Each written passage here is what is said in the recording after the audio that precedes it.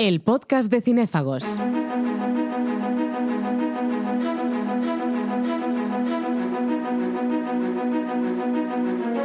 El juego de Harvey.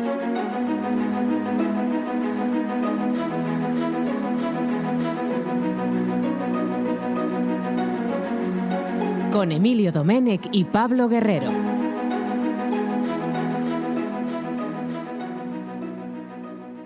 Te tengo que confesar, Emilio, que ya no me gusta La La Land. No me gusta, lo llevo pensando varios días, y eso de las 14 nominaciones, creo que se está sobrevalorando a la película y ya no me gusta. No sé, ¿a ti qué te parece? ¿A ti te gusta todavía o ya no te gusta? Estoy en las mismas. Ya el fenómeno de La La Land se ha apagado en mi interior y ya no siento lo mismo cuando escucho las canciones. Ryan Gosling y Emma Stone, que os den por saco. Eso es, yo no sé, yo me esperaba más de la película, la verdad. Pero bueno, vamos... Te esperabas más después de las nominaciones. Después de verla, sí. Yo esperaba que perdurara mejor en mi memoria. No se ha conservado suficientemente bien en la memoria, o sea que... de verdad, muy decepcionado con La La Land. Pero bueno, la vida sigue y esta semana estrena, por lo menos aquí en España, Split, la nueva película de M. Night Shyamalan, otrora conocido como el nuevo Spielberg, que eso ya parece que ya ha quedado muy lejano. Pero le ha quedado a Bayona ahora, ¿no? El adjetivo. O sea, el adjetivo, sí, la etiqueta. Sí, la etiqueta del nuevo Spielberg es a Bayona. De momento, Bayona parece que va conduciendo mejor sus pasos. Esperemos que tenga también más suerte que M. Night Shyamalan. Pero bueno, como decía, se estrena Split, su nueva película, que está funcionando muy bien en taquilla, está funcionando muy bien en la crítica, y por eso vamos a dedicarle vamos a dedicarle este Harvey, porque estamos en el juego de Harvey. Hola a todos los Harviers, que no lo he dicho. Vamos a dedicarle este programa a conocer un poquito la infancia, los comienzos y la carrera del director de origen indio. Sería entonces, ¿y es indoamericano? Esta duda me la dijo Hanaje. ¿Cómo es? ¿Indoamericano? Pues ¿sería? Debería ser, porque indios como tales solo son los de las tribus indígenas de Estados Unidos. O sea que sí, yo diría indoamericano. Bueno, en realidad los indios originales son ellos, ¿no? ¿Cómo? Que los indios originales son ellos, ¿no? Bueno, claro, los indios originales son ellos. Indios se les llamaba a los americanos, si no estoy equivocado, porque Colón y compañía se creían que habían llegado a las Indias. O sea, ellos lo que querían hacer al cruzar el mar Atlántico era llegar allí. Por eso cuando llegaron lo primero que dijeron, estos son indios. Pero evidentemente estaban equivocados. La leoparda, vamos, como diría la de la piscina. Pero bueno. Correcto. Pues no sé, vamos a ver... ¿Quieres que empecemos ya o quieres comentarme algo más acerca de...? La clave es ir con Shyamalan, que es un director mega controvertido, y creo que lo único importante aquí a destacar es que si queréis comentar el podcast con nosotros, pues poneros con el hashtag Harvey, JRVI, y comentar en Twitter qué os parece la carrera de Shyamalan conforme vayáis escuchando este podcast, porque así mantenemos la conversación abierta, que es algo muy bonito, y de paso analizamos no solo cómo ha evolucionado la carrera como storyteller de Shyamalan, sino también aparte sus vuelcos y revuelcos en la industria cinematográfica, tanto en su relación con los estudios de Hollywood como su relación con la prensa, que ha sido más que nada, no sé si la palabra, iba a decir obtusa, pero a veces ha tenido sus estrecheces. Se ha llevado bien, mejor, pero por ahora parece que está en modo de recuperación. Es algo que analizaremos al final del podcast, pero por ahora vamos con esos inicios, esa primera cámara que tuvo Shyamalan en sus manos y que daría para una carrera que ha dado de todo.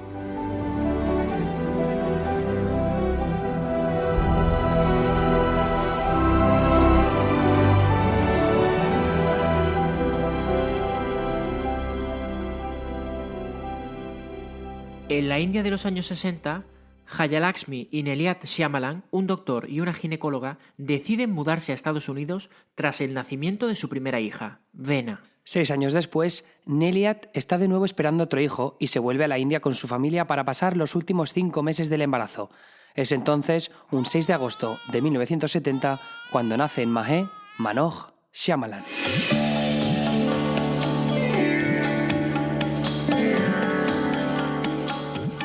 Tras apenas unas semanas, Neliat y su recién nacido viajan de nuevo a Estados Unidos, concretamente a un lujoso suburbio del área de Penn Valley, en el estado de Filadelfia. Con apenas 7 años, hay una película que entusiasma al joven Manoj y despierta en él su vertiente más creativa, Star Wars.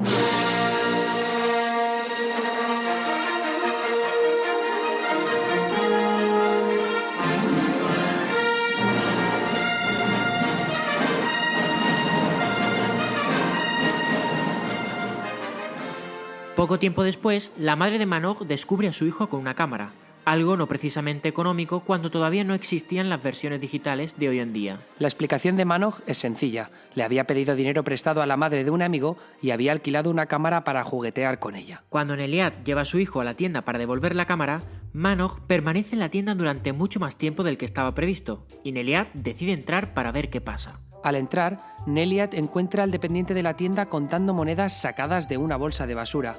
Manoh había vaciado más de $500 de su cerdito de ahorros y estaba gastando ahora ese dinero en la cámara que su madre quería que devolviera. Además, Manoh no se lleva demasiado bien con su hermana mayor, que le saca 6 años, así que el cine es desde un principio un amigo al que dedicar su inspiración creativa. Con solo 16 años y usando a sus primos como extras o a coches teledirigidos como monstruos, Manoh ya había dirigido 45 cortometrajes y si no estaba rodando, estaba viendo películas. De las que le inspiran a convertirse en cineasta, Manoh disfruta especialmente con los largometrajes de su ídolo, Steven Spielberg. De ahí que algunas de las películas que le marcan por entonces son En busca del arca perdida o E.T.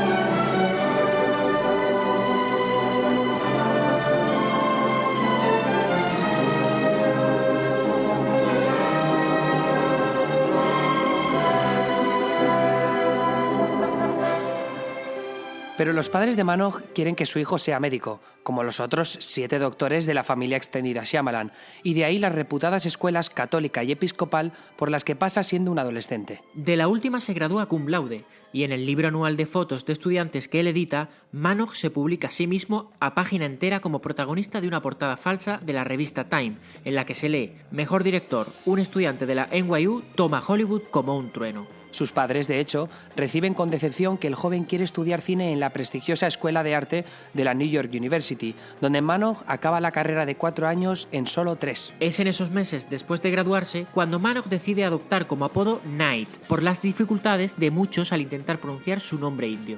Que probablemente nosotros estemos pronunciando mal también. Correcto. Al mismo tiempo, su padre le presta $500,000 para rodar Praying with Anger, en la que Night Shyamalan interpreta a un indoamericano redescubriendo sus raíces en la India. Knight envía la película al Festival de Toronto de 1992, cuando tan solo cuenta con 21 años, y los programadores se quedan tan sorprendidos que la acaban proyectando en la edición de ese mismo año. Pero Praying with Anger, que incluso gana el premio al mejor debut por parte del American Film Institute, se estrena sin pena ni gloria en Nueva York, recaudando unos míseros $7,000. Es en los años siguientes cuando Shyamalan empieza una familia junto a Bhavna Vaswani, a la que había conocido en la NYU, y propuesto matrimonio con una nota metida en una galleta de la suerte. Con 2 hijas a las que alimentar, Shyamalan tarda 6 años en escribir y dirigir su próxima película, Los primeros amigos, que apenas recauda $300,000 en Estados Unidos con distribución de Miramax y deja al realizador completamente destrozado. La película ya había tenido problemas en postproducción e incluso Rosie O'Donnell, famosa estrella televisiva a la que Trump odia con todas sus fuerzas y que sale en el film, se enfrentó al mismísimo Harvey Weinstein porque quería otro montaje. ¡Harvey! A partir de Los primeros amigos, Shyamalan tiene claro que películas poco comerciales le hacían vulnerable, con lo que escribe hasta 10 borradores de la que será su próxima película, El sexto sentido.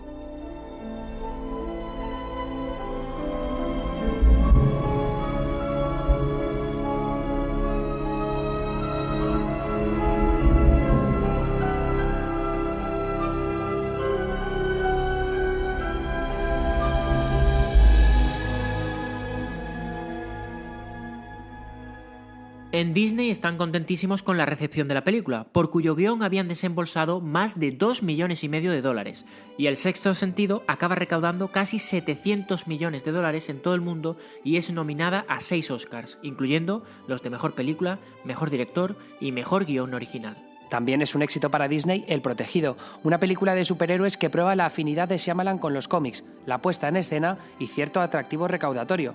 pues la película consigue triplicar su presupuesto en la taquilla mundial. Tanta es la felicidad en Disney que el estudio le ofrece a Shyamalan 12,5 millones de dólares por escribir y dirigir Señales, otro film que rasca más de 400 millones de dólares en todo el globo. Antes de eso, Shyamalan rechaza la posibilidad de dirigir alguna de las películas de Harry Potter, trabajo para el que es directamente recomendado por su ídolo y ahora amigo Steven Spielberg. De la misma manera, y unos años en adelante, Shyamalan también le dice que no a David Heyman para El prisionero de Azkaban o El cáliz de fuego, y al mismo Spielberg para escribir Indiana Jones 4, decidiéndose en cambio a seguir con sus trabajos originales. Es de esas últimas negativas que el director acaba llevando a los cines una de sus películas más divisorias, El bosque.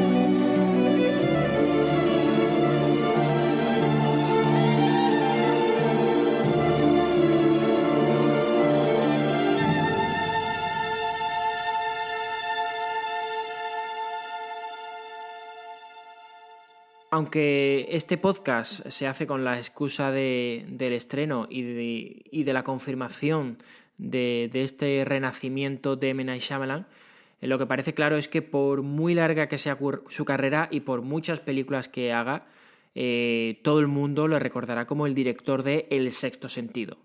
Una película que si mal no recuerdo fue estrenada en el año 99 y que es una de las últimas películas de un guión original y que tuvieron un calado en el imaginario popular, que provocó que la gente fuera en masas al cine y que ya ha trascendido de forma que hay frases y escenas que es imposible que nadie no conozca.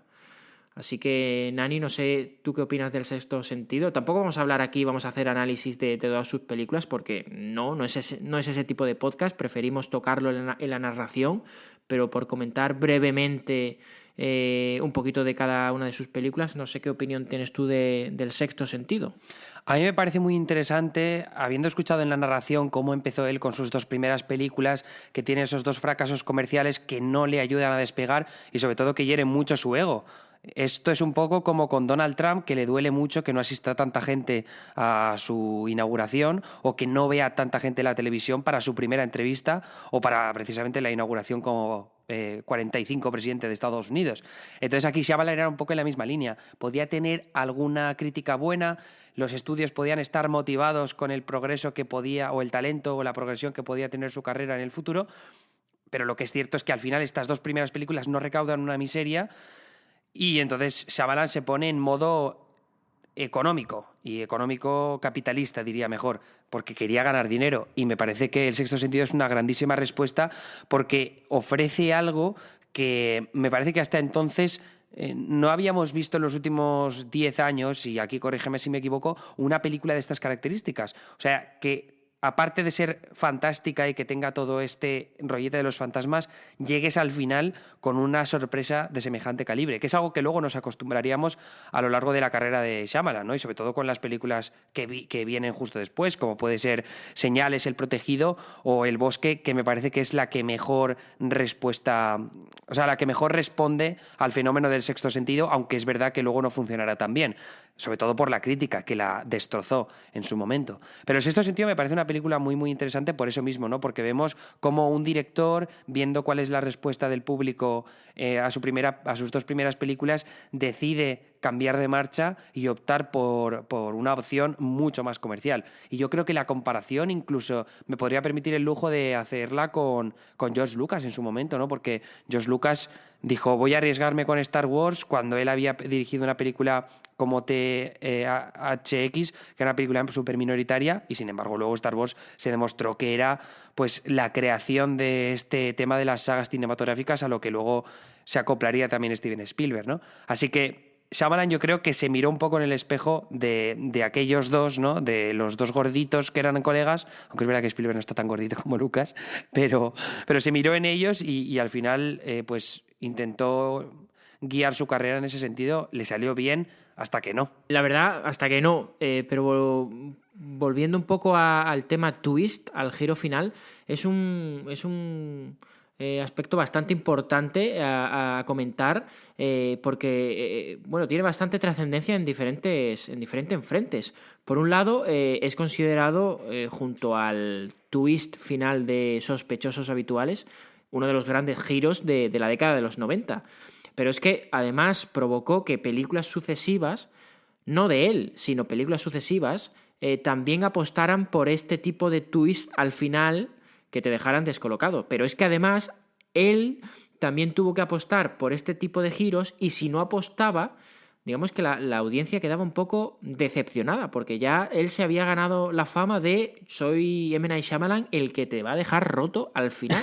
Y eso al final fue un poquito contraproducente, porque en Como películas Aaron Taylor-Johnson, pero de otra forma distinta. Eso es. Fue un poquito contraproducente porque en películas venideras pues no iba a apostar por este tipo de giros al final, y claro, la audiencia quedaba decepcionada, porque ir a ver una peli de M. Night Shyamalan e ir a ver...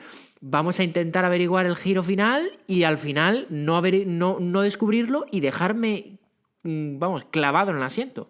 Y esto fue bastante contraproducente.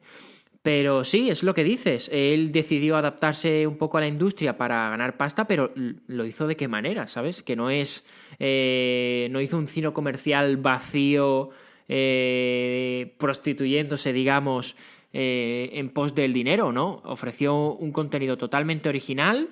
Un guión que, como hemos oído en la narración, despidieron al encargado que compró su guión sin pedir permiso, y luego se demostró que tenía buen ojo clínico esa persona que compró su guión.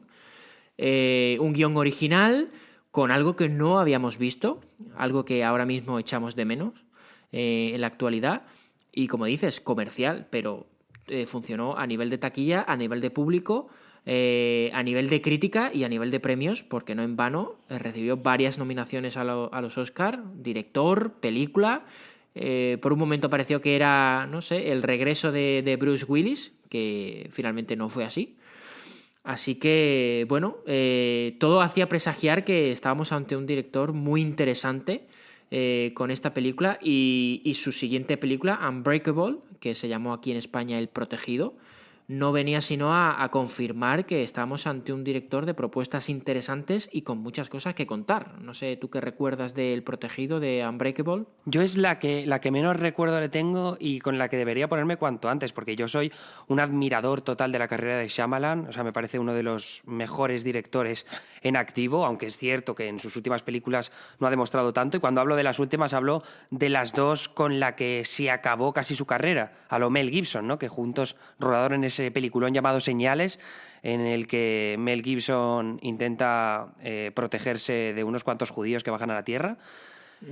Correcto. Pero lo que vemos más adelante es que su carrera se desmoronó. Pero yo diría que en lo que significa el punto álgido de la carrera de Shyamalan, al menos entre la crítica, fue El Protegido, porque aunque tuvo si ves en Metacritic, la película El Protegido tuvo un pelín de peores críticas que El Sexto Sentido, y sobre todo peor recepción en definitiva, pues porque El Sexto Sentido hizo más taquilla, también tuvo esas nominaciones a los Oscar que mencionabas y también la crítica la puso mejor, ¿no? Pero El Protegido sí que es verdad que con el paso de los años se ha establecido como la gran película de Shyamalan, y sobre todo con un poco de punto de vista nostálgico, como ese tipo de películas de superhéroes que se pudieron llegar a hacer y que al final, pues si no ha sido por Nolan, y por ahora parece que Logan, esa película protagonizada por Hugh Jackman sobre Lobezno, que está a punto de desembarcar en los cines y que pinta muy muy bien, quizá demasiado bien para lo que son las expectativas de los cinéfilos, porque es verdad que luego al final nos llevamos decepciones demasiado grandes, pero lo dicho, yo me parece que esa película fue el punto más alto de su carrera, aunque yo luego pudiera admirar de diferentes formas sus siguientes. Sí, la verdad es que además mencionas a Nolan, y hasta la llegada del Caballero Oscuro, incluso todavía El Protegido, Unbreakable, es considerado como la gran película de cómics. Porque al final, como hemos oído en la narración, M. Night Shyamalan era un gran fan, era un consumidor de cómics y lo transmite en la película. Y nos cuenta una historia de superhéroes, pero con personajes muy reales, y está considerado, como te digo, te metes en blogs, te metes en rankings y es considerada la gran película de cómics. Ya no sé en qué posición estaría junto al Caballero Oscuro de Nolan. Lo que sí es cierto es que la frase de "me llamaban Don Cristal" es una de las grandes frases del primer lustro de siglo, esa frase que diría Samuel L. Jackson. Y la verdad es que ahora, en los últimos años, con esto además de... Bueno, ya antes del renacimiento de M. Night Shyamalan, ya se decía y se hablaba sobre la posibilidad de una secuela del Protegido. Ahora, justamente esta semana, con el estreno de Split en España, ha hecho algunas entrevistas y ha dicho que, bueno, que está valorando seriamente el hacer una secuela. Cosa que, por otro lado, hay mucha gente que ya no quiere que haga porque dice, a ver si vamos a destrozar la genialidad que era la primera película con una secuela innecesaria que no va a aportar nada y que, bueno, y que al final nos destroce un poco el conjunto, ¿no?, de los personajes de la historia original. Pero sí, como dices, una película un poquito menos valorada que El Sexto Sentido, pero yo creo que eso se debe porque quizás levantó pasiones más encontradas. Es decir, El Sexto Sentido es una película bastante difícil que alguien te diga, pues mira, no me gusta. Es una película bastante masiva en el sentido de críticas positivas. Sin embargo, quizás El Protegido, sus defensores son más... que la defienden más a muerte que El Protegido. Cierto. Y sin embargo, aquellos que no conectan con El Protegido, pues te dicen, pues bueno, no, tampoco tanto. Entonces, al final, esta división de opiniones es la que al final se refleja en las notas que tú dices de Metacritic y Rotten Tomatoes. De nuevo, y lo que comentábamos antes, yo creo que también le perjudicó un poquito el efecto twist. O sea, aquí todo el mundo estaba esperando cuál es el twist de la película, qué va a pasar y no tiene. Bueno, al final, no sé si eso se considera twist cuando... Bueno, no te quiero spoilear, que no te acuerdas de ella, pero vamos, cuando al final Bruce Willis asume el papel de que sí, de que es un héroe, que es un superhéroe, pero eso no se puede considerar twist. Entonces al final también la gente salió un poquito decepcionada porque claro, tú vas a ver la película la nueva película del director del Sexto Sentido y te ofrecen El Protegido. Si tú estás esperando algo como El Sexto Sentido, yo entiendo la decepción y eso al final le perjudicó un poquito. Por eso quizás, no sé si influyó en que su tercera película, Señales, fuera un poco regreso al thriller, ¿no? Y esto sí que es de verdad un thriller, porque no sé si recuerdas lo que sobre todo la primera hora de Señales, que es bestial, cómo te mantiene en vilo. Bestial. Sobre todo hay de hasta... hecho una escena en concreto en la que sale precisamente M. Night Shyamalan en el coche, que viene a hablar con Bruce Willis y le dice, con Mel Gibson, y le dice, justo antes de irse, he dejado a uno de ellos atrapado en la cocina, y se pira. Y es como... Sí. ¿What? O sea, No, te digo yo cuál es el momento bestial para mí. Ya sé cuál vas a decir, que también me parece acojonante. Ya sé cuál vas a decir. El de la cámara de vídeo en el cumpleaños. Bueno, mira, de los mayores sustos que me he llevado yo en mi vida. Sí, y yo también. Y yo también, porque claro, era la primera aparición. Porque está todo el mundo ahí en ese callejón, en esa ventana, hay uno, y de repente pasa ahí que no se ve muy bien, se ve de una forma humanoide, como verde, y te quedas... Yo me acuerdo, además yo estaba de intercambio en Irlanda, y la película la vi en inglés sin entender nada, pero fíjate qué bien funcionaba. No suelen decir eso de que las películas, cuando están muy bien rodadas, con solo las imágenes ya te enteras de todo. No necesitan los diálogos, pues esta película es un ejemplo de ello, porque yo, que estoy hablando a un nivel de tener 13 años, no saber nada de inglés, y ver esta película y enterarme de todo, disfrutarla, vibrar, y sobre todo ese momento sobresalto, no lo olvidaré nunca. Vibrar, sí, muy, muy Juan Sanguino. Sí, no, pero yo la vi además con mi primo... Un primo mío en casa por la noche que habíamos alquilado, muy de alquilar en esa época en VHS, y además viéndola ahora hace poco, yo recuerdo que pegamos los dos un salto bestial que tuvimos que parar la peli, pero viéndola hace poco, si te fijas bien, hay un salto, no un salto temporal, pero hay un breve espacio de tiempo entre que sale el extraterrestre, se escucha el sonido porque hace un efecto de sonido para que te asustes más, y la reacción de Joaquin Phoenix que lo está viendo en la tele. Y ese salto, claro, ahora cuando la ves luego que ya te sabes el susto, dices, joder, sí que tarda en reaccionar, ¿no? En lo que es la línea narrativa de la película, ¿no? O sea, tarda como 2 o 3 segundos. Pero sin embargo, la primera vez que lo ves es tan efectivo que es que no prestas atención en absoluto. Y entonces, cuando ya estás asustado que te has tapado los ojos, es entonces cuando los abres y te has recuperado que estás viendo la reacción de Joaquin Phoenix. Y entonces como que ya dices, ostras, ya estoy cogido tanto al susto y al suspense de la película como al personaje de Phoenix, que está igual de acojonados que estamos los que estamos viéndola. Sí, sería la película, por cierto, detallito, la película más taquillera que ha hecho Mel Gibson como director. O sea que Como actor. Como actor, perdón, sí, como actor. Ahí Más queda, que Braveheart y todo. Bueno, a lo mejor la película que no ha sido dirigida por él, a lo mejor. Pero vale, la sí. película protagonizada por él, sí, leía yo que sí, que ha sido la más taquillera. Es que no tengo aquí las cifras, porque la hemos dicho en la narración, pero ahora mismo no las recuerdo, pero fueron en torno a los 500 millones, ¿no? Sí, 400 millones, es verdad, pues bastante más, ¿eh? 400 millones en todo el mundo, lo teníamos ahí, y 200 Braveheart, o sea que sí. Y en Estados Unidos, sobradamente la más taquillera de las suyas. Joder, es impresionante, la verdad, porque la anterior... Bueno, la de ¿Qué quieren las mujeres? Una película también muy disfrutable, por cierto, Sí. que salió pues más o menos por la misma época, ¿no? Un poco antes. Quizás un par de años antes. Me suena que el del 2000 es del 2000. Sí, correcto. Que yo fui al cine con mis padres a verla, recuerdo, con 10 añitos. Sí. Y estaban ahí frungiendo. No Qué se me bonito. olvidaría nunca esa escena, ¿eh? La de cuando está frungiéndose a una chica, me parece que más joven que él, y entonces el tío sabe perfectamente dónde tirar en cada momento. Joder, estaría bien tener esa habilidad, ¿eh? ¿Era Marisa Tomei? Pues puede Porque ser. me acuerdo que allí Puede salía ser. Marisa Tomei, que no sé si hacía de camarera o algo, y estaba increíblemente guapa. Pues sí que puede ser ella, sí que es verdad. Es que claro, esa película yo creo que no la he vuelto a ver desde entonces. Pues yo alguna Así vez sí, alguna vez que la he puesto así en la tele. La han puesto en sí, tele, ¿no?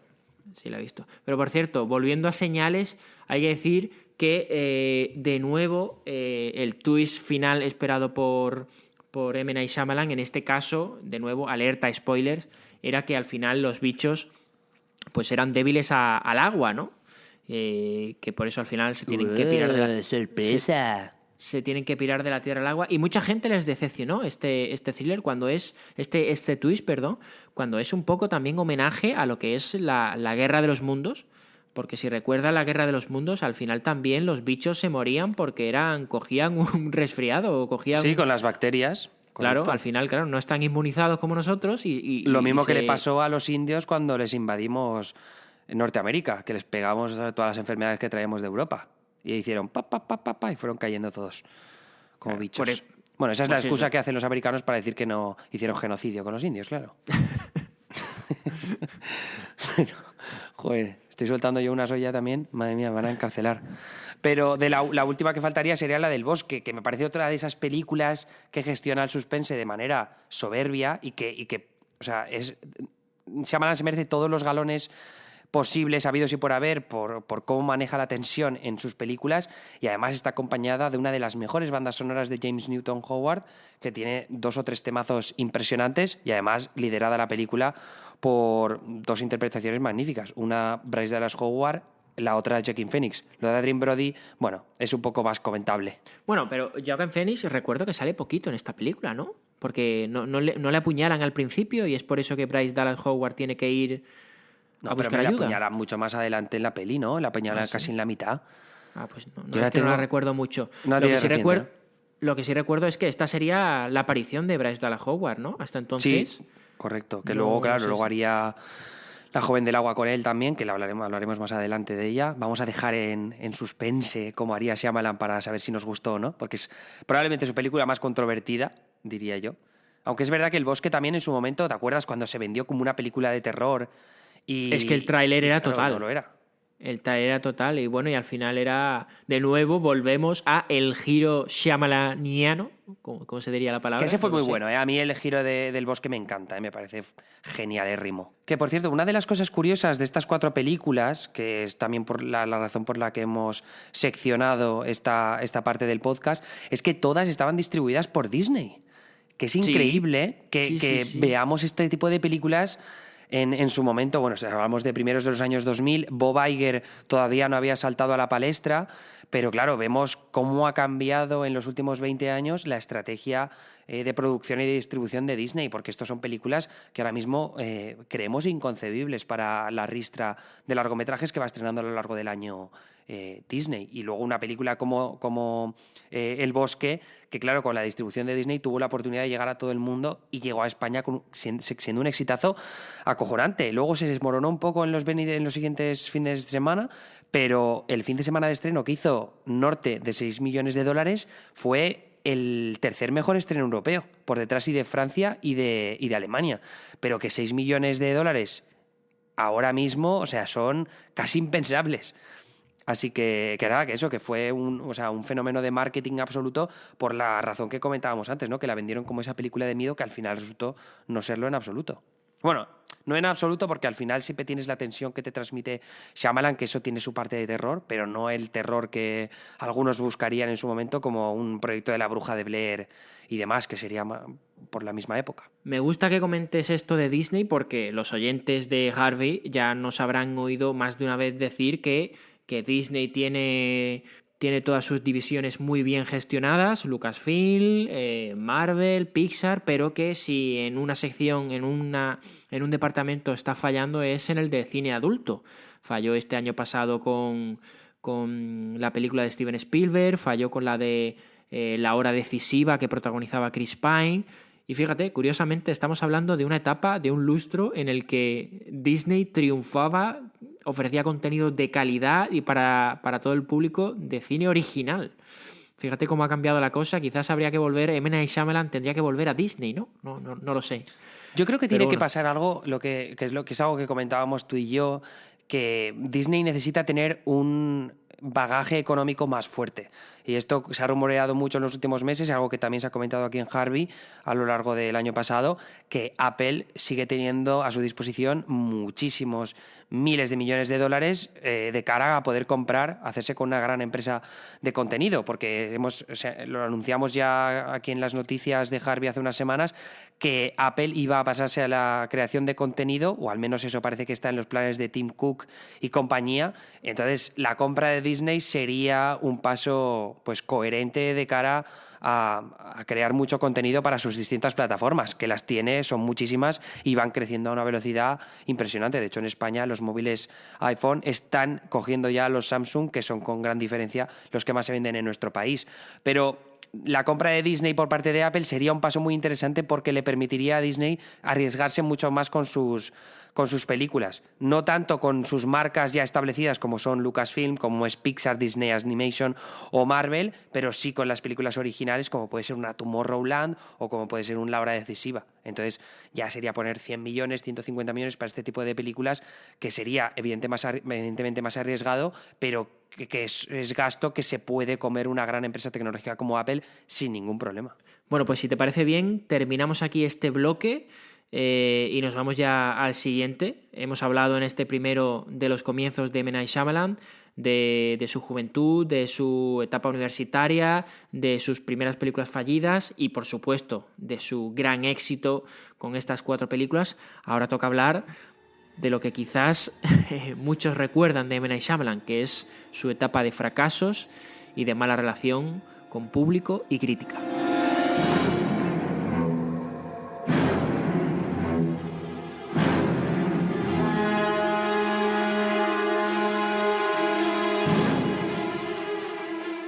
Pese a los éxitos taquilleros que representaron Señales o El Bosque, las películas de M. Night Shyamalan cada vez tienen peor recepción por parte de la prensa. La portada de la revista Newsweek, en la que Shyamalan aparece al lado de un titular que lee El nuevo Spielberg y publicada para cuando Señales llegaba a los cines en 2002, parece ya muy lejana para cuando el director está a punto de estrenar con Warner Bros. Su nuevo largometraje. Basada en una historia que le contaba a sus hijas, la nueva película de Shyamalan es la historia fantástica sobre una ninfa que se aparece en la piscina de una comunidad de vecinos. Quien no aparece en ningún caso es la aprobación de la crítica, que destroza la película, y tampoco el dinero, pues el film apenas pasa los 70 millones de dólares en todo el mundo, exactamente su presupuesto. Es el comienzo de la debacle de la carrera de Shyamalan, y el título de la película no es otro que La joven del agua.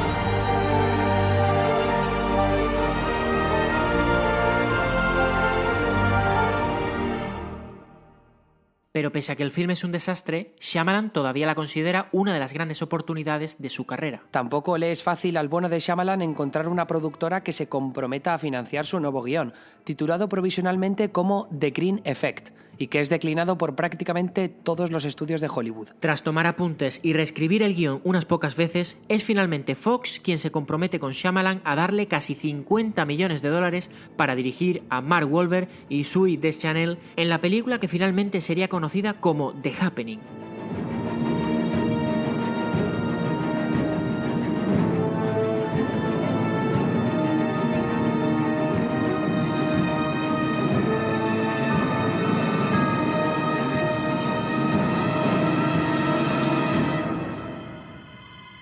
El incidente, que era su título en España, triplica su presupuesto en recaudación, pero Shyamalan vuelve a recibir los palos de la crítica con la que no parece congeniar en casi ningún aspecto. En ese bajón de reputación, Shyamalan, que había rechazado dirigir Spider-Man, Batman y Superman en el punto álgido de su carrera, acaba comprometido con Nickelodeon Films para dirigir la adaptación de una de las series animadas del canal infantil, The Last Airbender.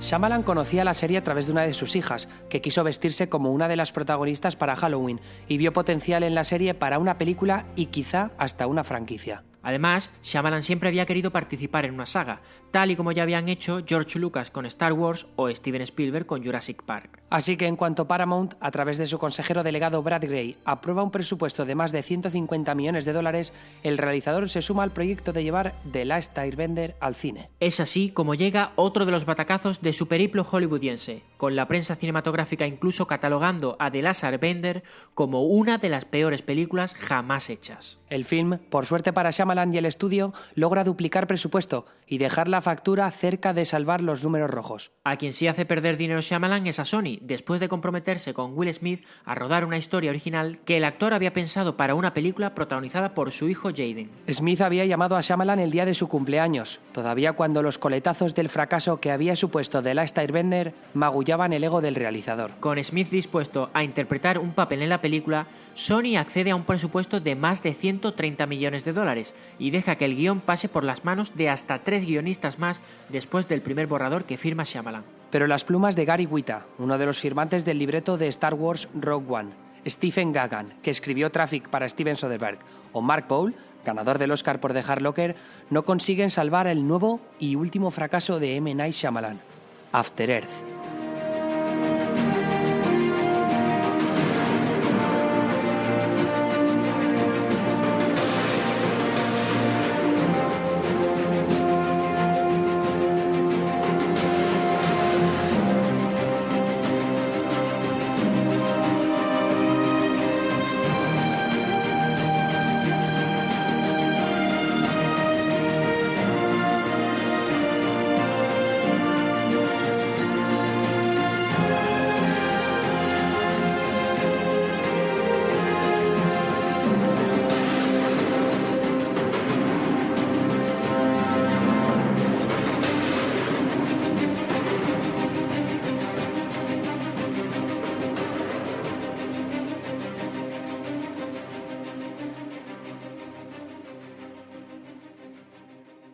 Pues aquí llegamos a la parte que a mí me entusiasma más, no por The Happening, no por Airbender y por supuesto no por esa mierda basura asquerosa protagonizada por Jaden Smith llamada After Earth, pero sí por mi película favorita de M. Night Shyamalan, que es La joven del agua. Esa película protagonizada por Bryce Dallas Howard, que es encantadora y aparte pues una de las películas de género fantástico más fascinantes por su forma de abordar el storytelling y también por hablar en sí mismo del storytelling.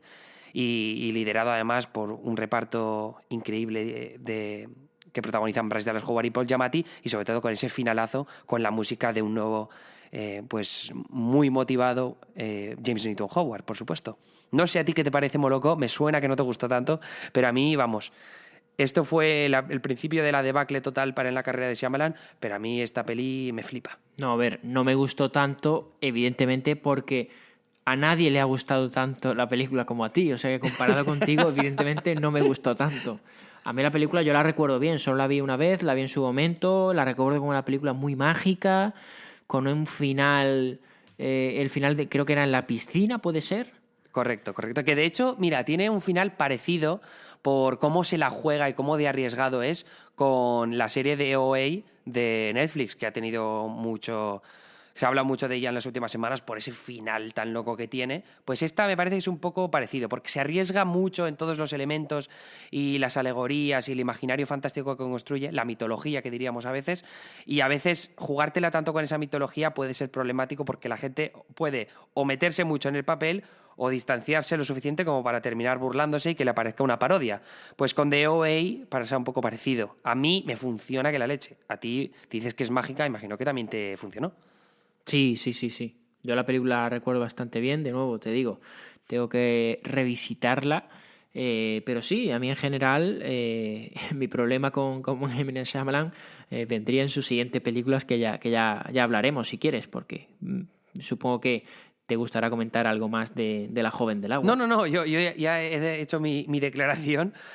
Pero está claro que a mí lo que me parece es que con El bosque, con el cabreo que tenía la crítica, con La joven del agua se llegó con un escepticismo y con un cinismo también hacia ella que no le vino nada bien, porque es una película que hay que abrazar de una manera completamente diferente. Y me parece que la crítica... Después no es que fuera injusta, porque me parece que las películas que vienen más adelante son bastante desastrosas en son muchos merecedoras aspectos, de todos pero los palos. La joven del agua me parecía un riesgo pues muy a valorar, y sobre todo una película que en este momento actual, en el periodo cinematográfico en el que nos encontramos, se acogería con mucho más fervor que con el que se acogió entonces, porque por entonces se la devastó. Así que, no, yo por eso estoy contento, pero en materia de industria está claro que fue la película casi determinante que acabaría por decir que M. Night Shyamalan no puede escribir más películas, no se le puede dar tanta rienda suelta. Es por eso que luego le dijeron, bueno, pues vuelve a tus inicios y haz una cosa como The Happening, ¿no? Que se notaba muchísimo que volvía un poco a su régimen sci-fi, de alguna forma, porque Airbender y After Earth está claro que fue el ostracismo del Shyamalan escritor y que tenía que adscribirse más, pues en el caso de Airbender a los cómics y en el caso de After Earth a las películas sci-fi random que hicieron o que han seguido haciendo los grandes estudios de Hollywood como si fueran palomitas y que no son una puta mierda, evidentemente. Pues sí, lo que dices de La joven del agua, es verdad que la gente ya venía muy poco receptiva, y eso pasó factura en las críticas y en taquilla. Al final, La joven del agua, comparando números, pues puede ser incluso su película que más pérdidas arrojó, no lo sé, o que menos rentable fue, porque creo que costó en torno a unos 70 y recaudó eso, en torno a otros 70. Porque luego, como dices, The Happening, el incidente que se tradujo aquí en España, esa película sí que era ya un verdadero desastre. O sea que al final la crítica no se ha cebado en exceso con Shyamalan. Quizás en su momento no comprendieron o no quisieron valorar bien La joven del agua. Yo creo que el paso del tiempo la ha tratado mejor, La joven del agua. Creo que ha habido ciertos sectores en los que han querido impulsar un poquito la película. Pero como dices, el incidente de Happening, que era un poco el regreso a las andadas, funcionó, creo que de taquilla no fue del todo mal. Pero No, la verdad es que no, porque costó un poco menos que la de Joven del Agua, unos 50 millones, y acabó recaudando más de 160 en todo el mundo, que no está nada mal. Además, distribuida por Fox, que Fox claro que tiene ramas de distribución en todo el mundo, así que le saldría rentable. Pero es que ahí el problema es que ya se había creado una desconexión total entre Shyamalan y la crítica y Shyamalan y el público, porque incluso aunque tuviera la taquilla que dices, no conozco poquita gente que hable bien de esta película, y con razón, porque la película es totalmente fallida. como tú dices, si en Señales fue el agua, aquí el problema que era el aire, ¿no? Sí, las florecitas pasándose el polen. Pues eso, al final fue, digamos que fue la piedra, una de las piedras finales de la tumba de Shyamalan, y porque fue su último guión original, ¿no? Porque luego vendría ya este díptico terrible que sería Last Airbender, una película con ínfulas de ser un taquillazo mundial, o al menos ser en Asia ser tremendamente rentable. No sé si quizás ahora una película como Airbender en el mercado asiático, sobre todo en China, que ya está más asentado, porque claro, estamos hablando de que Airbender tiene al menos que unos casi 10 años, ¿no? Sí, 7 años, porque se estrenó en 2010, que claro, la película terminó haciendo mucho dinero porque se estrenó justo con el fervor de, por entonces, el fenómeno 3D de Avatar y de Alicia en el País de las Maravillas, ¿no? No, y entonces, encima se llamaba igual. La película acabó haciendo más de 300 millones en todo el mundo, que no acabó siendo el fracaso que algunos la catalogan, ¿no?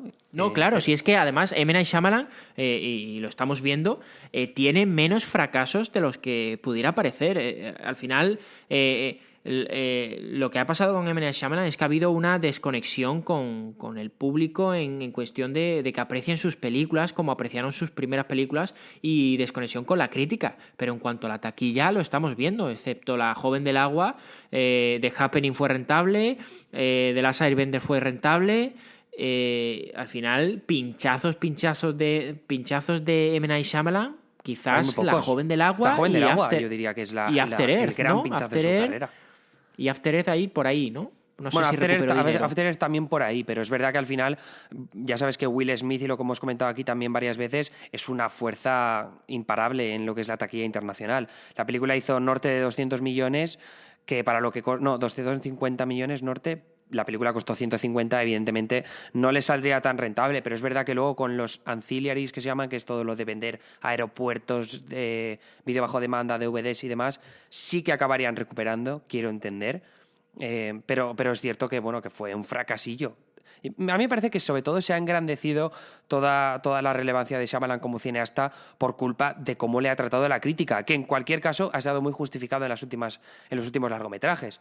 Pero también es cierto que si lo comparamos con otros cineastas que se han pegado unas leches tremendas, me parece que la persecución que se ha hecho contra él ha sido un poco caza de brujas. La verdad es que, como dices, en sus últimas películas la crítica ha tenido bastante acierto, ha tenido bastante razón, porque son muy indefendibles, pero también hay cierta sensación de que le estuvieron esperando demasiado pronto, que quizás ya con El Protegido, ya con Señales, demasiado pronto le estaban esperando para criticarle negativamente. Hay una sensación, y yo creo que M. Night Shyamalan la tiene, porque por eso las declaraciones de me da igual lo que diga la prensa, porque un día me dicen que soy un genio, otro un charlatán y otro un ególatra, así que me da igual.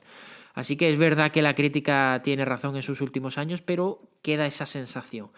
Lo que es cierto es que la crítica de nuevo se ha reconciliado con M. Night Shyamalan, y en esta reconciliación es capital una figura que ya conocen los oyentes de Harvard, porque le dedicamos un podcast. Estoy hablando de la persona que convierte en proyectos de $5 millones en películas de 150 o 200 millones de recaudación. Efectivamente, Jason Blum.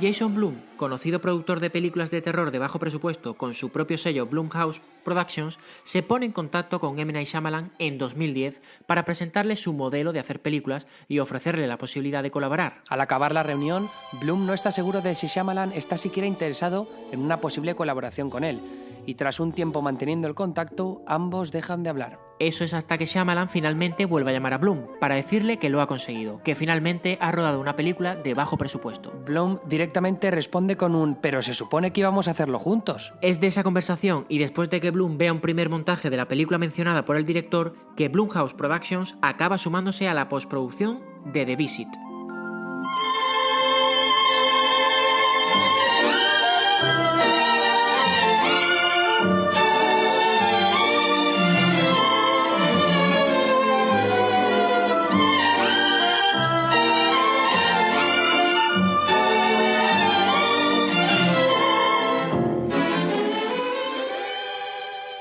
La película sigue las desventuras de dos niños que van a visitar a sus abuelos durante un fin de semana hasta que empiezan a dar cuenta de sus extraños comportamientos nocturnos. Bloom y su productora se encargan del trabajo de sonido y de montaje y proyectan la película a muchos tipos de audiencia para determinar si The Visit es un film de terror o una comedia muy negra. Las reacciones prueban ser lo suficientemente buenas y Universal Pictures, que tiene un acuerdo para distribuir los films de Blumhouse Productions, recoge casi $100 millones en todo el mundo para una película que apenas había costado 5. La crítica, que llevaba años menospreciando y vapuleando el cine de Shyamalan, no es tan dura en esta ocasión con el realizador, y muchos en la industria confían en que la alianza Bloom-Shyamalan puede traer mejores sorpresas en el futuro. El pacto entre Shyamalan y Bloom con The Visit deja patente ser un éxito para todos los involucrados, lo que les lleva a repetir en la próxima historia que el director quiere llevar a las salas, sobre un secuestrador con múltiples personalidades. Tras caerse Joaquin Phoenix del papel protagonista, James McAvoy se suma al proyecto y Universal Pictures pone fecha a la distribución de la película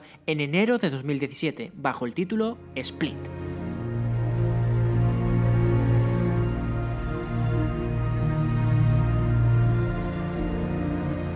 Pero es en el prestigioso Festival de Cine de Género de Austin, en Texas, el Fantastic Fest, donde M. Night Shyamalan presenta Split por primera vez a una audiencia repleta de críticos. La respuesta es muy buena. Muchos críticos dedican variados elogios al realizador y otros tantos hablan ya del renacimiento de Shyamalan como uno de los grandes contadores de historias de terror de Hollywood. Para cuando la película llega a los cines de todo el mundo, la expectación en torno a su largometraje y a su portentoso y totalmente shyamalanesco epílogo es máxima. Split, la confirmación de que Shyamalan vuelve a las lides del buen cine de género y que apenas le cuesta a sus productores $9 millones, lleva ya en su segunda semana más de $100 millones recaudados en todo el mundo. La Shyamalanescence comienza.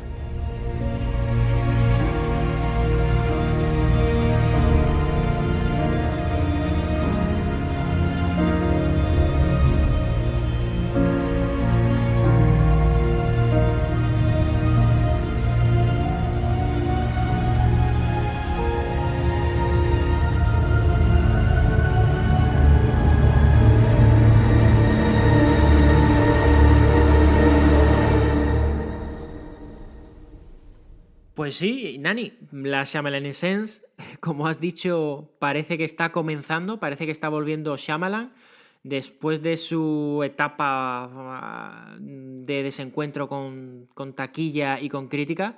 Parece que está volviendo. También es verdad que en esto es muy importante la figura de Jason Blum, porque al final es verdad que son películas muy rentables, pero también es cierto que son muy rentables porque su presupuesto es bajísimo, no porque Shyamalan esté recaudando cifras que antes no recaudaba, porque lo cierto es que no es así. Es decir, al final no es que esté recaudando más dinero de lo que hacía con The Happening o After Earth o The Last Airbender.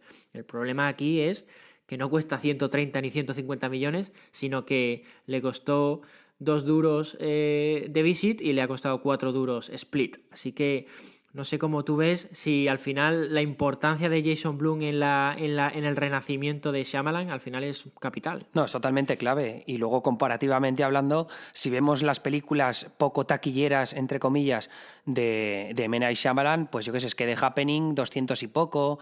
si ves El Protegido, 200 y poco también, ¿no? Y sin embargo, The Visit, pues no llegó a hacer $100 millones en todo el mundo y Split, pues quizá llegue a los 200 en todo el mundo. Pero claro, ves el presupuesto que es menos de 10 y el margen es espectacular. Lo que también es cierto es que cuando Shyamalan sacaba aquellas películas, pues que al final sacó pelis con prácticamente todos los estudios de Hollywood, ¿no? Porque sacó con Fox, con Sony, con Warner, con Disney. Y claro, todas esas películas tenían presupuestos más altos, de 50, 60 millones de dólares, o en el caso de las dos últimas, que son After Earth y The Last Airbender, eran pelis de 150 millones de dólares cada una, más o menos, ¿no?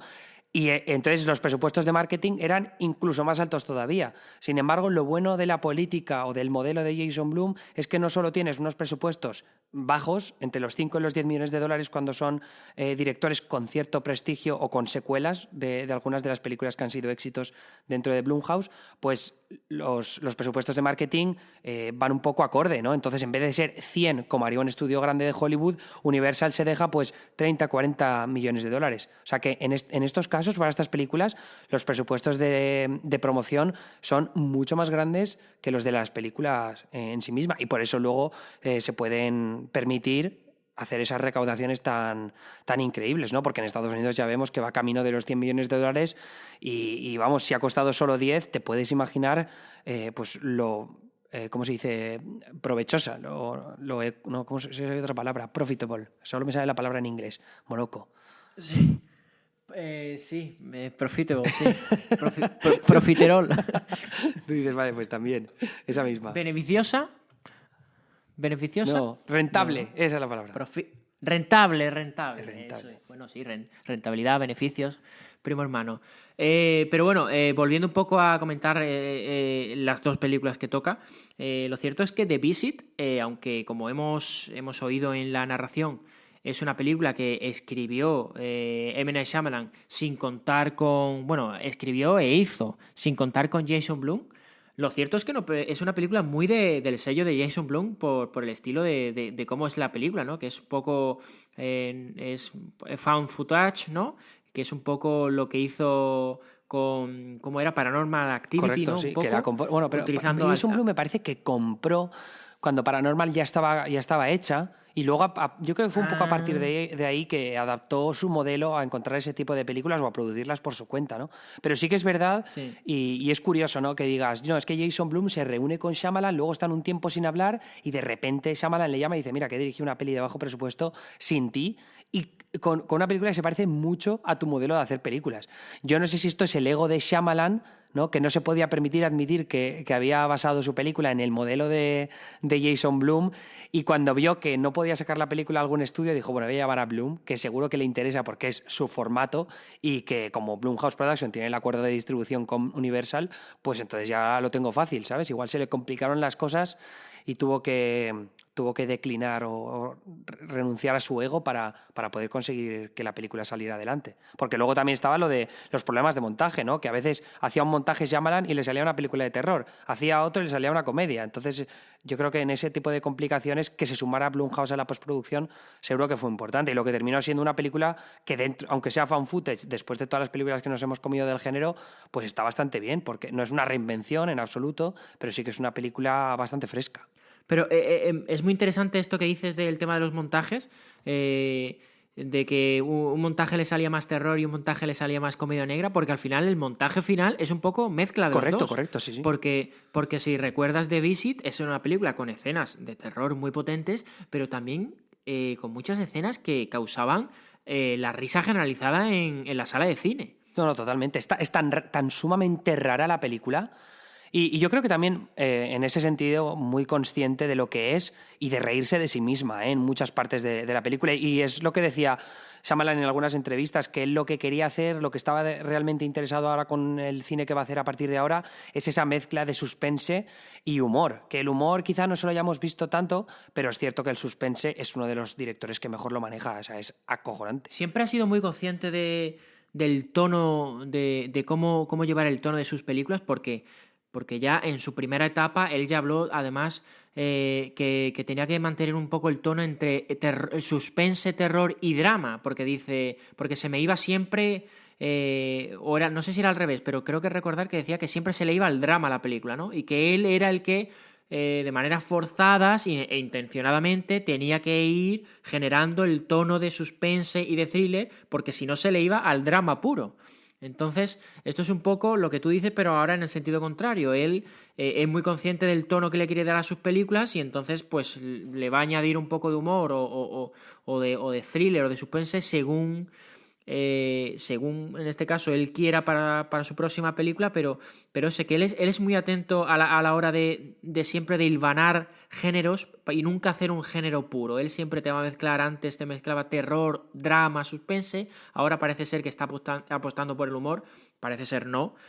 Sus dos últimas películas son las películas que más humor negro contienen de toda su filmografía. Sin duda. Porque, bueno, a lo mejor Las Airbender quizás tenía humor involuntario, pero tanto The Visit como Split tienen escenas que causan la risa. Y Y ya pasando a Split, tú la tienes muy fresca, yo también, la hemos visto este fin de semana pasado y seguramente en tu sala de cine como en la mía hubo momentos en los que el público se rió mucho. Pues te voy a decir que con Split no he visto el mismo nivel de carcajadas, bueno, he escuchado en esta casa que con The Visit. Que hombre, claro, no. Lo que pasa que quizás sí la interpretación de James McAvoy sí genera cierta gracia, sobre todo a alguna de sus personalidades. Sí, yo creo que también, porque tú la has visto en versión original, ¿no? Sí.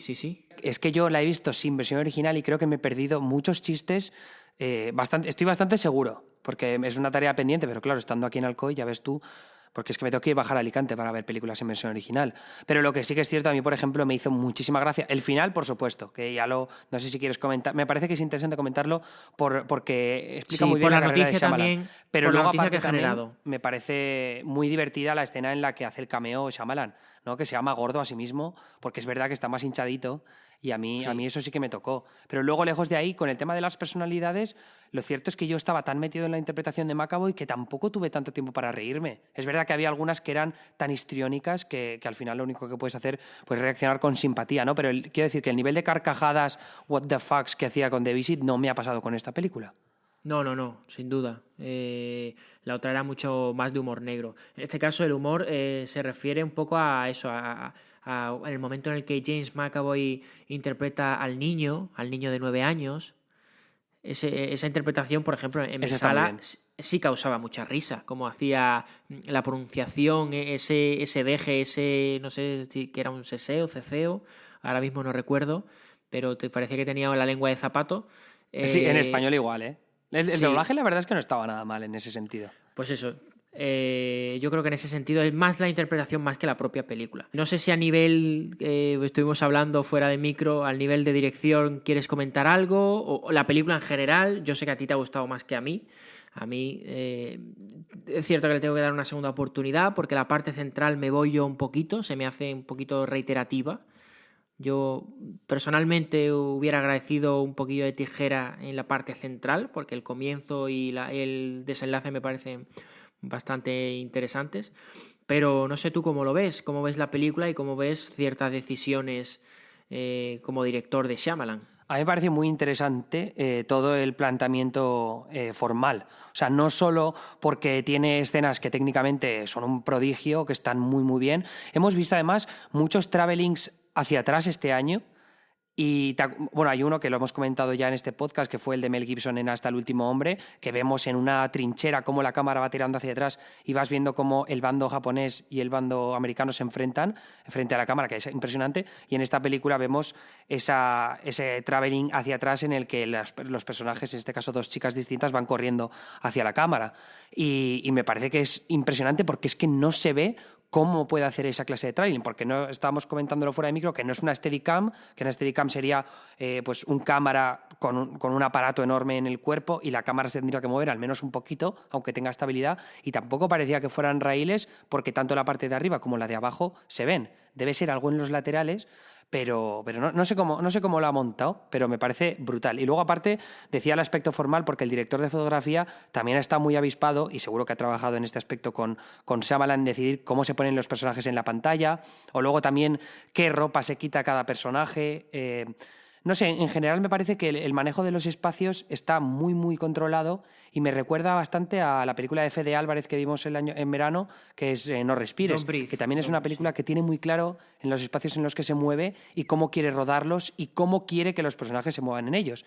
Y esto parece una tontería, pero cuando ves la película y te fijas bien en todos esos aspectos, también ayudan a definir a los personajes, que es algo muy guay, sobre todo en el caso de McAvoy o de Anya Taylor-Joy, que al fin y al cabo es el centro dramático de la película, es lo que decías tú, ¿no? Que Shyamalan también se centra mucho en el drama y yo creo que el viaje de ella, aunque algunos puedan considerarlo torpe por los flashbacks y demás, a mí me parece que es muy potente y encima es que ella está impresionante, que ha quedado un poco reducida por el foco que se ha puesto sobre McAvoy, pero es que ella, vamos, a mí me parece, ya fue un descubrimiento con The Witch, pero esto confirma que la tipa tiene un talento y una mirada que vamos. Una mirada porque tiene además los ojos muy separados, lo que hacen que tenga una mirada bastante, no sé, diferente, interesante sin duda. ¿Sabes a quién le pasa eso también, no? ¿A quién? ¿Qué actriz se le ha dicho mucho siempre lo de los ojos separados? A ver. A Saoirse Ronan. ¿Ah, sí? Pues sí. No sé. A lo mejor porque tiene los ojos más claros Saoirse, no lo noto pues tanto. puede ser. Pero aquí, como ya tiene los ojos oscuros, de verdad, a veces que era de manga total, a veces en la fotografía. Pero ahora que dices lo de los flashbacks, que tú dices que pueden parecer torpes, no sé si torpes, pero lo que sin duda son necesarios para el desenlace final, porque al final esa semillita que son los flashbacks son lo que va a provocar que la película termine como termine. Porque si no vemos nosotros esos flashbacks, el final tiene que ser otro sin duda. No sé si estamos en terreno de spoilers o no, pero sin duda, sin esos flashbacks, nosotros no comprendemos el trauma del personaje que interpreta Anna Taylor-Joy y, por supuesto, el personaje de James McAvoy no va a reaccionar al final ante ella de la misma manera. Yo creo que sí que habría una posibilidad de que la película funcionara sin ellos, al menos en el sentido de que el espectador podría llegar a entender qué es lo que ha pasado en ese final, porque... No lo vamos a decir porque yo creo que es mejor no decir spoilers porque la película lo comentaremos más adelante solo con el final, pero me parece que si la gente ve lo que pasa, sí que es capaz de deducir por qué James McAvoy o su personaje toma la decisión que toma. Pero... Sí, no, que la toma sí, pero nosotros, si los flashbacks tenemos que suponer el pasado de Anya Taylor-Joy. No todas las implicaciones, pero sí claro. Parte de ellas, quiero decir. Sí, pero es verdad que el impacto emocional y dramático no sería el mismo, en absoluto. Pero yo creo que, habiendo dicho eso, no sé si te quieres meter en los spoilers, porque creo que lo interesante de verdad... Bueno, lo interesante a mí me parece toda la película en sí, ¿no? Pero que lo interesante de comentar es el final, ese epílogo después de que salga Múltiple por última vez, o en tu caso Split, que estarías viendo la versión original. Pero, ¿qué te pareció el final? Y estos son spoilers, oyentes, para los que no hayáis visto la película. El final es un final que te cambia todo el concepto que tienes de la película y que te hace replantearte muchas cosas y que te hace querer ver la película de nuevo para verla desde otro prisma. Es decir, estamos ya en terreno de spoiler, repetimos, es que ya detalles tan nimios como el cartel de la película ya tiene un significado totalmente diferente. Es decir, decían, es que en Split, el cartel de Split era la cara de James McAvoy como con un cristal roto, ¿no? Era un cristal fragmentado. Casualmente, el cartel de Unbreakable, El Protegido, es el mismo. Era Bruce Willis y también un cristal fragmentado. Y luego, evidentemente, cuando en la escena final, antes del epílogo, James McAvoy le dice a Anna Taylor-Joy y le dice, eres como yo, eres defectuoso, ¿no? Estás roto. Claro, la película El Protegido se llama Unbreakable, irrompible. O sea, es que en este sentido, bueno, hay que decir, al final en el epílogo aparece Bruce Willis, que ese es el what the fuck, en esa escena maravillosa, en el que yo no te voy a decir que lo vi llegar, pero me salió inconscientemente porque cuando la cámara se está moviendo en ese bar de la tele a la gente que está ahí desayunando en el bar, y no sé si es una chica o un hombre, dice, ¿cómo se llamaba este hombre que iba en silla de ruedas hace 15 años? Y te prometo que yo ahí dije automáticamente, Don Cristal, claro, pero lo dije en plan, se está haciendo aquí un homenaje a sí mismo, y de repente la cámara sigue moviéndose y aparece Bruce Willis y dice, Don Cristal, y digo, no me jodas. O sea, yo inconscientemente... En realidad pegué un grito porque me esperaba todo menos eso. Bueno, en el momento en el que ella pregunta eso, sí que ya decía, ¿dónde está yendo esto? Pero es verdad que hace mucho tiempo que no veía la película del Protegido y no di cuenta hasta que veo la cara de Bruce Willis, ¿no? Pero el grito que pegué diciendo, no puede ser. Claro, vosotros me habíais vendido la historia, sobre todo tú, que era un finalazo, que dijiste, ¿what? Y claro, no sabía por dónde iba a salir. Pero, o sea, ese era el último lugar por el que pensaba que se iba a meter Shyamalan. Y yo decía antes que me parecía muy interesante y que encajaba muy bien en su filmografía, porque hemos visto que Shyamalan siempre ha seguido un poco los pasos tanto de Spielberg como de George Lucas, ¿no? Porque, bueno, Star Wars era una de las películas que más le gustaba de pequeño y luego siempre quiso formar su carrera alrededor de lo que había sido la de Spielberg, ¿no? Y en este caso me parece que es su apuesta definitiva por meterse en el mundo de las franquicias, sí, teniendo en cuenta que ya no le funcionó con The Last Airbender y que aquello se diluyó. Así que en este caso, pues crearse un universo propio del Protegido, me parece que es pues la enésima comprobación de que Shyamalan tiene un ego pues como los cojones que tiene. Bueno, de esto 2 cosas. Primero, bravo, que no se haya filtrado, entre comillas, no se haya filtrado Totalmente. la aparición de Bruce Willis.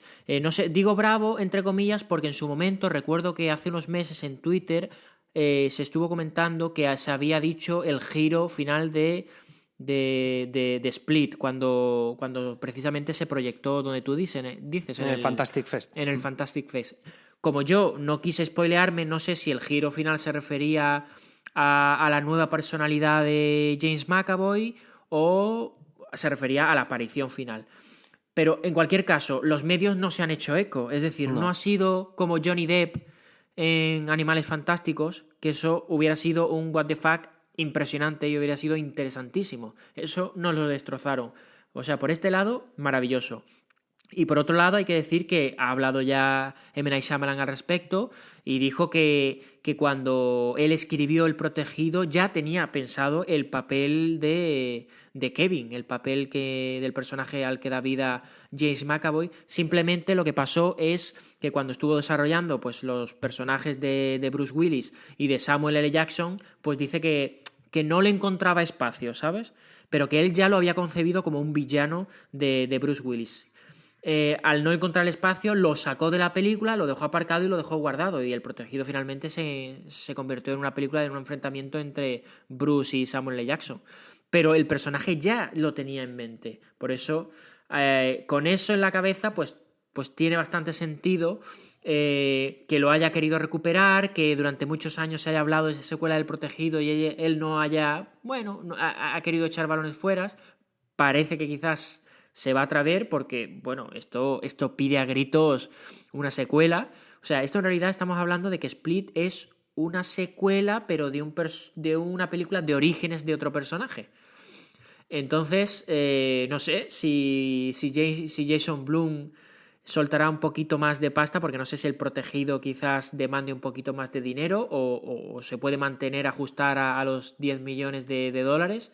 Pero lo que está claro es que esto no se puede quedar solo aquí. Esto pide a gritos una nueva película, a lo mejor conmemorando el 20 aniversario de la primera, que fue en el año 2000, que estamos ya a puntito de llegar al 2020. Y bueno, y no sé, y lo que te digo, yo creo que este tipo de final es el que te hace plantearte ver otra vez la película, porque a partir de un segundo visionado quizás le puedes pillar más guiños, ver la actitud o no sé, ver a James McAvoy desde un principio y verlo si en algún momento ya deja entrever que estamos en un universo del Protegido, no lo sé. Pero desde luego la película, tras ese final, tras ese epílogo, exige un segundo visionado seguro.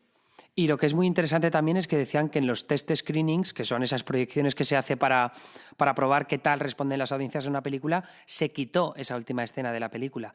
Así que, en realidad, los que vieron la película en el Fantastic Fest fueron los únicos que podían permitirse dar un spoiler sobre el finalazo de la peli, ¿no?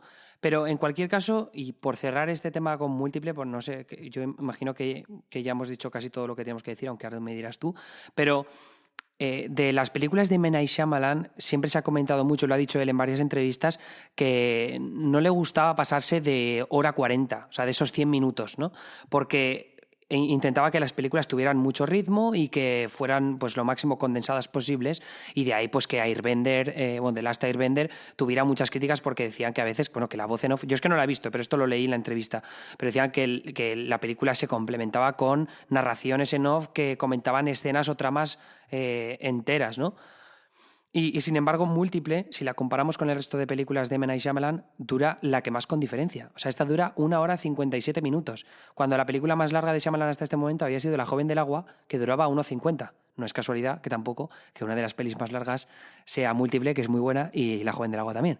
Pero bueno, a mí en general Shyamalan me gusta mucho, pero que luego lo que os digo es que Señales pues son hora 46, El bosque son hora 48, El protegido son hora 46, es decir, que siempre están todos en eso, pero a mí lo que me da la sensación es que Shyamalan, con esta última película, yo creo que ha dejado soltar un poco más, no sé si tanto su ego como esa, a veces, construcción narrativa que ha tenido en otras películas y que ha dicho, bueno, voy a condensar para que el ritmo sea mucho mejor. Y en este caso no ha dejado que el ritmo se interponga en la valía de su película, y a veces tiene escenas que son conversaciones larguísimas entre McAvoy y algún otro personaje y la película se toma su tiempo. Y me parece que ahí hemos visto un Shyamalan que no conocíamos tanto de otras veces, que está mucho más concentrado en los personajes con esos primerísimos planos. Y vamos, que yo creo que es un Shyamalan que está evolucionando, y sobre todo que está evolucionando en positivo después de esa crisis de películas que tuvo en su momento con After Earth y con The Last Airbender. Así que para mí, de momento, son todas buenas noticias con esta película. Una película que, repito, tal y como has dicho tú, me encantaría volver a ver dentro de poco, sobre todo tanto para verla como versión original como para que ahora que contamos con ese dato del final, pues verla de otra forma. Pues sí, como dices, son buenas noticias para los fans de Shyamalan. Y como hemos dicho, como hemos terminado esta última narración, la Shyamalanescence comienza, pero tiene que volverse totalmente, digamos, tiene que consolidarse con una nueva película que digamos que asiente ya de nuevo a Shyamalan en el papel que él merece, que esto es un poco cuando Matthew McConaughey dejó las comedias románticas, empezó a hacer... ¿Cómo era la película? La película era la de Lincoln Lawyer, que era un abogado que iba en un... Correcto, sí, la de Ford Lincoln. ¿No? De McConaughey, perdón. Que era sí, y todo el mundo decía... Sense. Eso es. Pues todo el mundo decía, ¡ay, qué buena esta película! Está muy bien. Y luego hizo la de... Una de las que hacía de asesino, de Dark, ¿cómo era? De Killer, ¿cómo era? ¿Texas Killing Fields era? No, esa es de Jessica Chastain. Otra es de Killer, no sé qué. Que iba a una casa, a una familia. Killer Joe. Como Killer Joe, exactamente. Y ahí todos decíamos, pues otra buena película de... Y poquito a poco, y ya llegó entonces True Detective, y ya llegó Dallas Buyer Clubs, y todo el mundo dijimos, aquí está. Pues esto es un poco lo que debe hacer Shyamalan. Shyamalan está volviendo, pero yo todavía le espero con que vuelva y fuerte, y que vuelva bien, y que vuelva con una gran película. Sí, porque también tienes mala leche tú de mencionar a Matthew McConaughey cuando 4 de sus últimas películas... Bueno, no, cuando ya se ha acabado. Las mágicas puede salvarla, pero El mar de árboles fue un fracaso brutal cuando se estrenó en Cannes. Los hombres libres de Jones ha sido un fracaso en taquilla, y Gold, que se ha estrenado este fin de semana en Estados Unidos, ha sido otro varapalo brutal en taquilla para los Weinstein. La única que queda que puede salvarle es La Torre Oscura con Idris Elba, pero es otra película que me da un miedo en taquilla tremendo. Total. No, de hecho, hace ya unas semanas yo ya leía en The Hollywood Reporter un texto que decía ¿Is the McConaughey over? Y de momento parece que totalmente. Bueno, esperemos que primero que Shyamalan consolide su regreso, y una vez que lo consolide, que no sea efímero, que al final lo de McConaughey, mejor dicho, ha sido de 3-4 años, no más.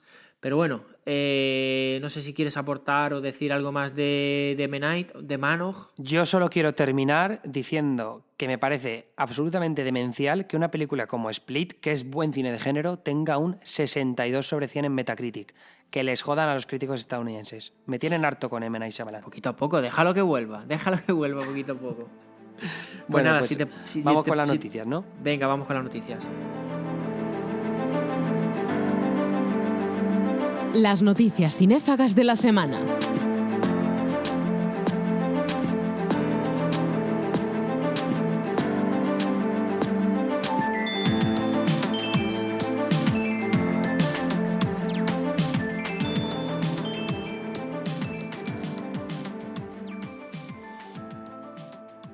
Siempre es un placer hablar de ella y sobre todo empezar la sección de noticias con ella. Daisy Ridley tiene un nuevo proyecto que añadir a su lista, que espero que tenga tiempo, porque ahora te contaré todas las películas que tiene, pero va a protagonizar una biografía que todavía está pendiente de publicación de la espía Virginia Hall, una espía nacida en Estados Unidos, de familia rica, y que acabó convirtiéndose en una de las figuras más importantes del espionaje, del espionaje durante la Segunda Guerra Mundial. O sea que proyecto interesante y proyecto protagonista para Daisy Ridley. Y como te decía antes, habrá que ver cómo tiene la agenda, porque en estos momentos ella está rodando la del asesinato en el Orient Express. De hecho, ayer o antes de ayer, bueno, ayer o antes de ayer no, porque depende de cuando los oyentes oigan este podcast, pero hace unos días subía Josh Gad, el actor que daba voz a Olaf en Frozen. Subía en su Instagram un vídeo en el que le preguntaba a ella en su camerino, pregunta sobre quién era el último Jedi, que da título al nuevo episodio, al episodio 8. O sea que ahora ella está rodando Asesinato en el Orient Express, ya ha terminado de rodar el episodio 8 de Star Wars, que veremos este invierno, pero es que todavía le queda Ofelia, que dará a la protagonista, dará vida a la protagonista, le queda Colma, que dará vida a Colma, le queda Peter Rabbit, donde le pondrá la voz, le queda Chaos Walking, una película distópica con Tom Holland, y ahora, de nuevo, pues otra película totalmente protagonista. Así que nos quedan 2 o 3 años de multipresencia de Daisy Ridley. Me conformo con que un par de ellas sean buenas, porque sabemos lo que pasa con este tipo de actrices que lo petan, que están en boca de todos, que hacen muchos proyectos y luego muchas de esas películas quedan en nada. Así que espero, no sé si tienes ganas de alguna película en particular de Daisy Ridley o simplemente te conformas con verla. Pues me apetece mucho la que tiene con Tom Holland. De las demás, la del Orient Express me da un miedo Es terrible. la más perecita que me da, ¿eh? Es la más pereza, sí. Sí, total. Es que aunque sea un reparto brutal, es que no sé, una película que no me dice nada. Pues mira, te voy a relacionar la noticia de una forma un tanto extraña. Daisy Ridley estuvo el año pasado en el Festival de Sundance presentando el documental The Eagle Huntress, la cazadora de... No, o la adiestradora Huntress... No, es cazadora. La cazadora de águilas, que era un documental sobre águilas y una cosa en Siberia, me parece, una cosa rara, no sé. Pero bueno, el caso es que lo producía y lo presentó en Sundance el año pasado. Se rumoreaba que iba a estar en los Oscar porque pasó el primer corte, pero al final no ha sido así. El caso, que nos vamos a Sundance, el Festival de Sundance que está teniendo lugar, bueno, se está cerrando en estos mismos momentos, por no decir que se ha cerrado ya, para cuando escuchéis este podcast, pero el caso es que se han producido muchas compras interesantes. Sabemos que en el Festival de Sundance, que es un podcast que hicimos cuando empezamos el juego de Harvey a primeros del año pasado, que podríais reescuchar para saber cómo funciona un poco, pero a resumidas cuentas siempre se hacen compras por parte de las distribuidoras. Es decir, que las películas que se presentan allí evidentemente ya están hechas, pero no tienen distribuidora en Estados Unidos y por eso se presentan en el festival, para conseguirlas. Así que de algunas de las compras más interesantes, os digo una que es una de las películas con mejores críticas, que se llama Call Me By Your Name, que es un drama de dos protagonistas homosexuales. Uno de ellos es Timothée Chalamet, no sé exactamente cómo se pronuncia, pero que es un actor que hemos visto en Interstellar, por ejemplo. Él es el que hacía de hermano de Mackenzie Foy, la chica que hacía de joven Jessica Chastain. Y luego el otro protagonista es Armie Hammer, que sabemos que ha tenido muy mala suerte, protagonizó ¿cómo se llama? El llanero solitario, eso, con Johnny Depp, que fue una película que fue un desastre. Pero nada, destacar eso, Call Me By Your Name, que es una película que ha tenido muy buenas reviews y que parece que llegará con fuerza a los Oscars del año que viene, y que la ha comprado Sony Pictures Classics por unos 6 millones de dólares, que es una cifra bastante alta. Pero la cifra alta de verdad la ha pagado Amazon Studios por The Big Sick, que es una dramedia protagonizada por el indio que sale en Silicon Valley, en la serie de HBO, y que está basado en la historia real de su relación sentimental con su mujer, que tuvo una enfermedad muy grave y se casaron mientras ella estuvo con la enfermedad. Entonces es un poco el seguimiento de aquello. Él interpreta a su propio personaje, mientras que a su mujer la interpreta Zoe Kazan. Por lo visto ha sido una de las grandes películas del Festival de Sundance, no por su relevancia artística, más por su appeal o su atractivo comercial. Y luego otra compra interesante, Fox Searchlight, que es otra de las grandes distribuidoras de cine independiente, ha comprado por 10,5 millones de dólares una película sobre una chica rapera, jovencita y gorda, que por lo visto es muy divertida, pero a mí me parece otra compra muy arriesgada por parte de Fox, teniendo en cuenta que hicieron ya el año pasado la compra más cara de la historia de Sundance, que fue la película que hemos mencionado antes, que es El nacimiento de una nación. Y ya por último, comentar que Netflix ha hecho otra compra interesante, To the Bone, una película dirigida por Martin Oxon, que es la productora y guionista de la serie Unreal, la serie de la cadena Lifetime, que ha sido todo un éxito de crítica, aunque es verdad que la segunda temporada ha bajado un poco. Pero bueno, Martin Oxon tiene una carrera impresionante en la producción de televisión, y ahora con este salto al cine, con este debut cinematográfico, ha tenido muchísimo éxito entre la crítica. La película la protagoniza Lily Collins, la hija de Phil Collins, que se ha pasado actriz y tiene unas cejas preciosas, y aparte también está Keanu Reeves en la peli. Es sobre anorexia y parece que está muy, muy, muy chula. Así que tendremos que esperar unos cuantos meses a poder verlas, pero teniendo en cuenta que Amazon y Netflix han sido dos de los grandes protagonistas, pues está claro que son pelis que llegarán a España sí o sí, porque al fin y al cabo ellos tienen plataformas para extenderse por todo el mundo. Así que de momento todo buenas noticias desde Sundance, y sobre todo viendo que ha cambiado completamente el mercado con estos impresionantes cheques que se están dejando las plataformas de streaming. Pues otra noticia que te traigo yo es de las que nos gustan, del universo DC de Warner Bros., que siempre tantas noticias genera. En este caso, hace unos meses sabíamos que su director, Rick Famuyiwa, dejaba la dirección de la película. Él también había colaborado en el guión de la misma. Pues la película, que ahora mismo no tiene director, parece que tampoco va a tener guión, porque el guión que se iba a usar ha sido descartado, se va a volver a reescribir página a página, y el encargado de esa reescritura página a página es reescritura o escritura. Es Joby Harold, que tiene pendiente de estreno este año la película del Rey Arturo de Guy Ritchie. Él escribe el guión y también escribe el guión de la película Robin Hood Orígenes, la nueva interpretación del mito, en este caso que va a dar vida a Taron Egerton. Y bueno, y como digo, pues así están las cosas en The Flash. De momento la película no va a llegar antes de 2018, no tiene director, no tiene todavía guión, aunque ya es guionista, y además Ezra Miller parece que está muy ocupado con la saga de Animales Fantásticos, así que va a ser también difícil compaginar agendas. Por lo menos la saga de Animales Fantásticos, al ser también de Warner Bros. Como DC, pues creo que en ese sentido podrán compaginarse.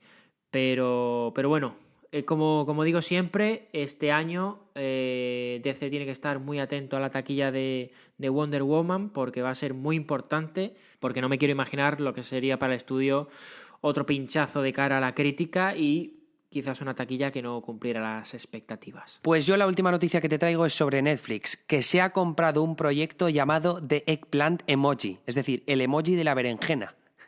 Que me parece un nombre cojonudísimo, sobre todo teniendo en cuenta que la película es una comedia negra. Es una comedia que intenta seguir los pasos de lo que fue en su momento Super Salidos. Y te voy a decir de qué va el argumento, porque es la leche. Y resulta que cuando están unos chavales adolescentes en un camping, uno sin querer se corta su pene, y entonces todos los amigos tienen que correr de vuelta a la ciudad, imagino, porque no se especifica en la sinopsis, para poder salvar el aparato de su compañero, pues para que pueda tener pene para el resto de su vida. Así que es un poco eso la película. Imagino que será una carrera contrarreloj para salvar la vida sexual de su compañero. Y esto es muy interesante el proyecto porque lo produce Ben Stiller, y luego aparte también todos los actores y escritores que están detrás de la serie Workaholics, que son una serie que al español se traduciría literalmente como Adictos al Trabajo. Es una serie que lleva muchísimos años, desde 2011, imaginaros. Así que la dirigirá uno de los guionistas de esa serie, que es Kyle Newacek, que también ha dirigido capítulos de Happy Endings, esa serie de ABC que está tan bien y que pasó tan desapercibida. Y poco más al respecto.